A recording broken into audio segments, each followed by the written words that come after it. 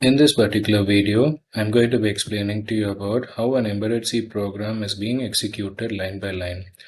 This is just for a beginner level, so you'll just not be understanding the technical content inside. You'll be learning how the program is getting executed line by line in this particular program.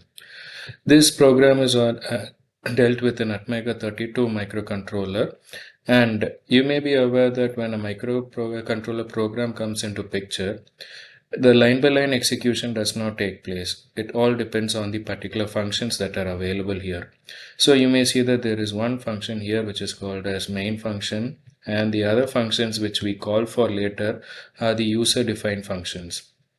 This main function is available in one number in a program, whereas the user defined functions like this void LED net, void LED toggle, all these are user defined and can be more than one in number. So when it comes to a program that is being executed, the first function that the program compiler searches for is the main function. So this main function may be at the end of the program or it could be anywhere else. So according to our program, we are going to start with the execution of this particular function over here. On the right side, you may see that there's another sheet here which is explaining about the different functions that are executed column wise. So for example, let us start with this particular line, which is line number 15, where the main function is called. So line number 15 gets executed first. Followed by that, we have line number 16 that is getting executed, which is LED INIT. This LED INIT, it's not a command by itself, it is a function that is being called for. So after line number 16, we should go to the LED INIT, which is available in line number 37. So you can see that void LED INIT is available here.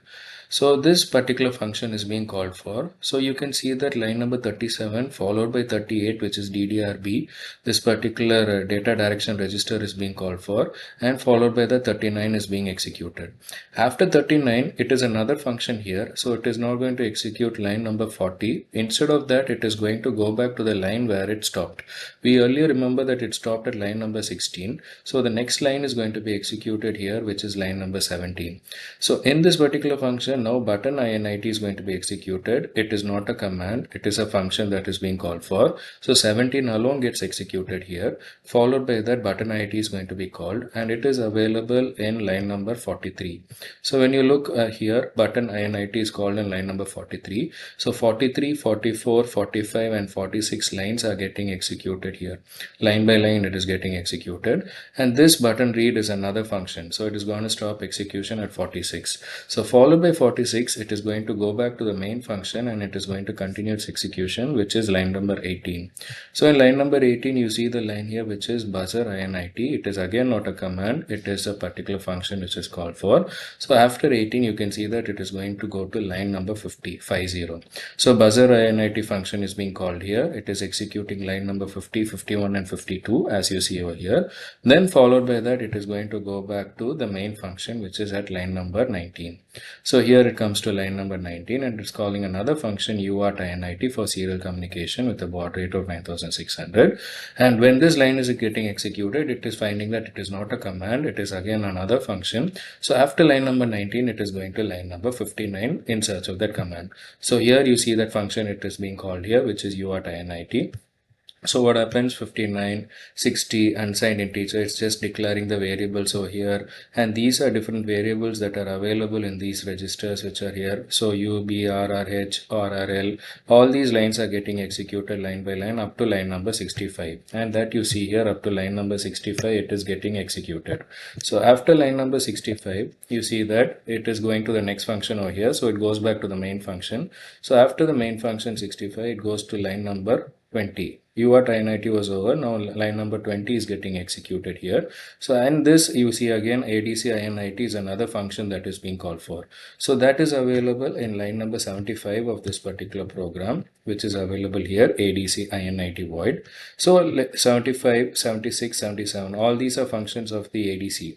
So registers which are available there, ADMUX and ADCSRA, and line number 78. All these lines get executed one after the other, 75, 76, and 78. Followed by that, again, now it is going back to the main function. So it is going to continue executing line number 21. So 21 is a while loop initiating. It is not a function over there. So it gets initiated over there. It goes into the while loop, forever loop. Then it comes to line number 22. And you see line number 22 is again not just a command. It is a function that is being called for. So this LED toggle gets executed over here. So for this LED toggle function to get executed, it has to go to line number 40. So LED toggle function is available here. So LED toggle followed by port P declaration and 42. This 43 being another function, 42 gets stopped over here. So it has to go back to the main function, searching for the next command to be executed, which is line number 23. So this is a if button read over here. This is not just an if condition. This button read is also a particular function that is being called for. So after this line number 23, you can see that it is calling the function which is available at line number 47, this button read function. So when it comes to this button read function, 47, 48 and 49 lines are going to get executed over here, as you see in this particular column. So after 47, 48, 49 is getting executed, it comes back to the main function, which is available at line number 24. Here, after if button read, you have UART send string over here. So this send string, UART send string, is again a particular command. It's a function that is to be executed. So that particular line is available in line number 70. So you come here, UART send string. Now in this function, you see a small change available. In this function, you have send string followed by while, and you have UART transmit. This function is calling another function inside, UART transmit, and that UART transmit, so you see 70, 71, 72 gets executed, whereas this UART transmit is another function which is being called for, which is available in line number 66. So again, you see after 77, 72, it goes to the next function, which is available at 66, 66, 67, 68 and 69. All these are only commands. All these are not functions that are being called for. So 66, 67, 68 and 69 gets executed. After this function, it will not go to the main function. It will continue executing the previous function which it stopped executing. It stopped at 72. So now it will start 73 and 74. So that function gets completed now. After 74, it now goes back to the main function where it stopped. It stopped at line number 24. So now it is going to continue at line number 25. So you can see that it is going to continue here at line number 25. Line number 25, it's not a command. It is a function, buzzer on over here. What happens to turn on the buzzer on? So this particular function, you have to go to line number 53. So when you see over here line number 53, buzzer on, so this 53, 54 and 55, the commands that are over here gets executed. 54 followed by 55. So this particular 55 gets executed over here. After this 55 gets executed, it is going back to the main program. So it is calling the function, main function again. And we are here at line number 26. So 26 is an else condition for this if over here. So it is just a command followed by line number 27, which is UART send string. So serial communication send string again is being called for over here. So this 27 is going to call line number 70. So 26 and 27 was in one column because it is the same function, whereas now it is calling line number 70, which is another function which is called for. So we are writing it in another column over there, and we see 70, which we saw earlier.